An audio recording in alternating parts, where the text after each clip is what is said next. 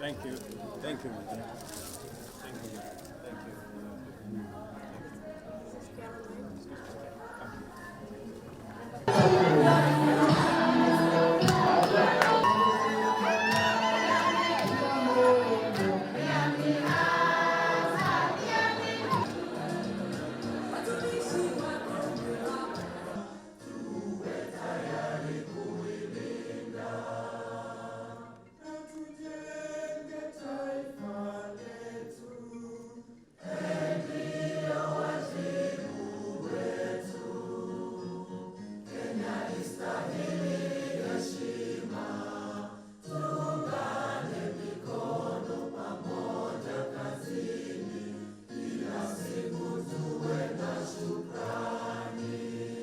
Let me just take this opportunity to first of all say asante sana to all of you for showing up in such large numbers. This is phenomenal, unprecedented. It is a stamp of approval for the victory of Dr. William Samoei Ruto.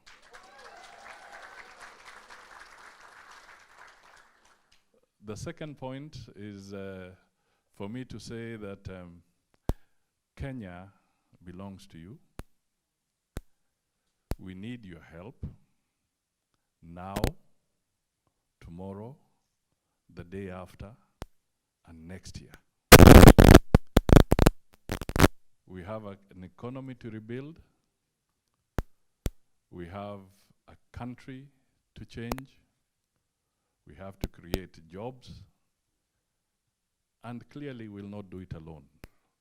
We want your help to be able to achieve that. Finally, the US has become our largest export market. It is now our #1 export destination. It has overtaken Uganda.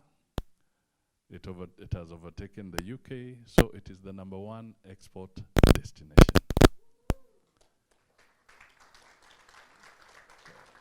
The figure is about 650 billion Kenya shillings.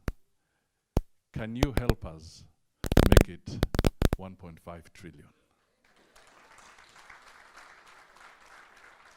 To make sure that Kenyans at home and those in diaspora have access to government services easily without having to travel long distances, without having to queue anywhere.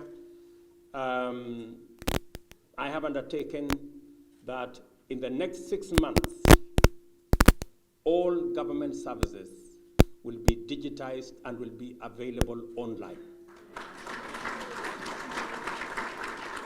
I mean all government services. At the moment, we have only 300 government services available online.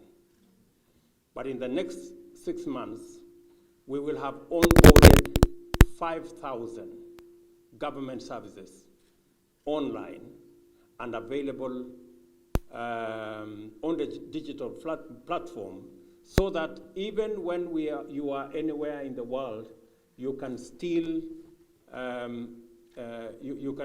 access government services. And we have already agreed with all the stakeholders. We have put in place the necessary mechanism to ensure that that happens, and I mean in 6 months.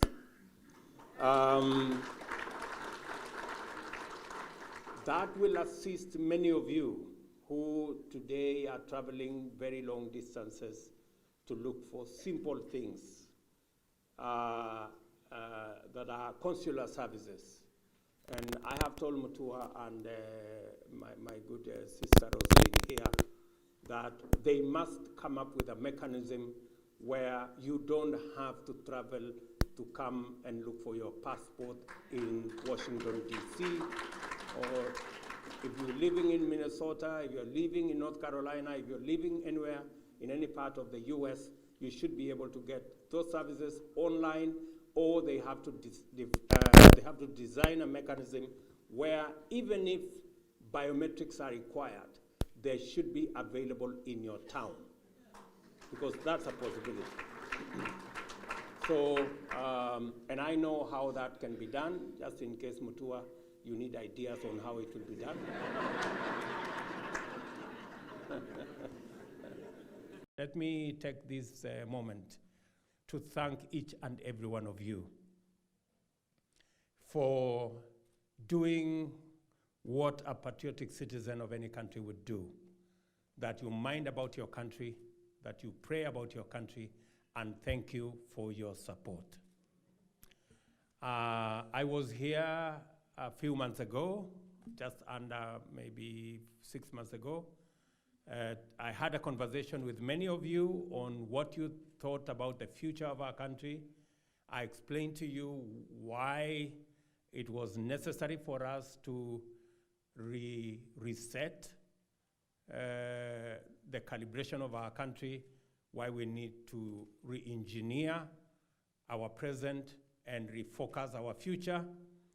And I want to say thank you very much for those of you, and I know the majority of you, who supported my quest, who prayed for me, and who voted for us. Asanteni sana.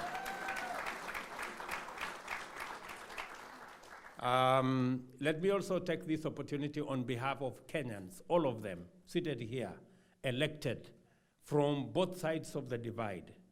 I want to say to all of you who are Kenyans, asanteni sana. Thank you for giving us the opportunity to lead in our country.